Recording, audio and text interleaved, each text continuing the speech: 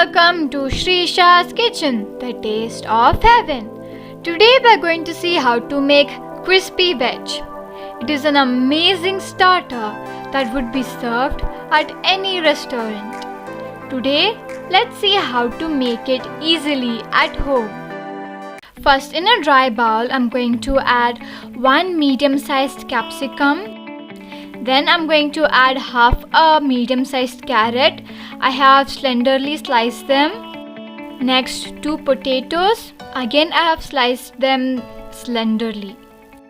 Next, I'm going to add 6 to 7 small mushrooms, that is sliced in the shape of the letter P. Then 1 tablespoon of maida. So let's mix them nicely. So friends, we are doing this because the batter will then stick nicely to our veggies, which will result in the vegetables getting coated nicely. Once the maida is spread nicely in our vegetables like this, let's prepare our batter. So in another bowl, I'm going to add 200 grams of corn flour, then 100 grams of maida.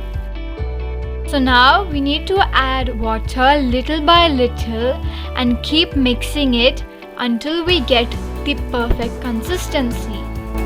Friends, the consistency is really important. So for me, 100 milliliters of water is enough and the consistency should be thick and flowy like this. So friends, look at the batter, how silky it is. It is thick as well as it is flowing nicely. So this is the right consistency. So once we have attained this consistency, let's add in our coated veggies. So now you just need to mix and you don't need to worry about the vegetables being coated or not, because this will do an amazing job as we had already coated it with maida, and again with the thick batter it will get nicely coated. Friends, if we don't fry it immediately, then the batter will become thicker.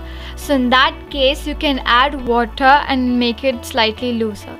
So now let's add a little bit of salt and just give 2 to 3 mixes. So friends, that our veggies are ready, let's immediately fry them. So friends, in oil I've put few of our nicely coated veggies. So friends, keep the flame in medium and fry, and the oil should not be too hot. I insist you to use a flat bottomed vessel for frying these vegetables. Otherwise, if you use a vessel that is oval in shape at the bottom, then all the vegetables will stick together. So then when our vegetables become nice and crispy on both the sides, you can remove them from the oil. And then repeat the same with the other vegetables. So friends, now let's see how to make red chili paste, which we will be using later in this video. So now I have soaked 10 red chilies. I have just poured hot water on top of them and closed and kept for 30 minutes. So now let's remove the seeds. This is according to the spice level of your chilies. If your chilies are so spicy, you can take all of the seeds. As my chilies are not spicy, I'm going to only remove for some and let some be there. So now that they're in the mixer, let's grind them into a smooth paste. This is the right consistency, it should be this smooth. So that's it, our chili paste is ready. So in a pan, I'm going to add 2 tablespoons of oil, then 5 pods of garlic. I have minced them nicely. Then half an onion that I've sliced long. Now let's saute for a little time until the onion turns slightly transparent. A few coriander leaves. Now let's saute it again. Next, add 2 tablespoons of tomato sauce. Again, let's saute them nicely. And then 1 tablespoon of our red chili paste that we had made freshly.